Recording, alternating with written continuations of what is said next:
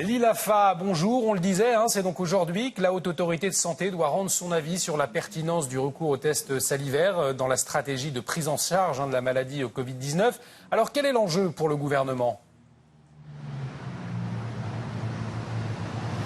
Écoutez Olivier, l'enjeu est capital pour le gouvernement dont la stratégie actuelle a montré ses limites. Vous l'avez dit, les taux de contamination sont à la hausse, les files d'attente interminables devant les laboratoires ou encore des délais à rallonge pour obtenir les résultats des tests. Alors si la Haute Autorité de Santé validait ces tests salivaires, il pourrait constituer une alternative aux tests actuels par voie nasale, donc moins désagréable, moins dissuasif, mais aussi plus rapide, ce qui pourrait résoudre les embouteillages devant les laboratoires, comme on a pu le voir ici devant ce laboratoire de Neuilly-sur-Seine où nous avons recueilli quelques témoignages. Écoutez.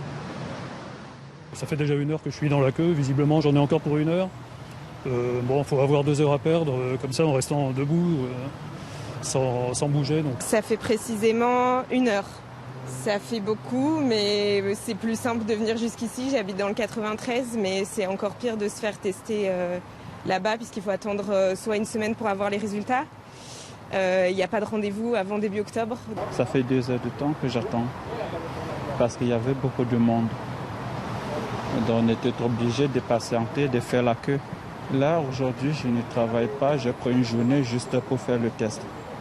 Oui, parce que je savais que ça n'allait pas être facile, que ça allait prendre du temps. Alors reste à déterminer quel public serait concerné et dans quelles conditions ces tests salivaires seraient effectués. C'est ce qu'a déclaré hier lors de la conférence de presse Olivier Véran, le ministre de la Santé, avec un enjeu capital pour l'exécutif. Il s'agit d'éviter à tout prix une nouvelle vague, un nouveau confinement qui aurait des conséquences désastreuses sur l'économie. Merci beaucoup l'ILAFA pour toutes ces précisions. L'ILAFA à Mouzou en direct de Neuilly-sur-Seine, dans les Hauts-de-Seine.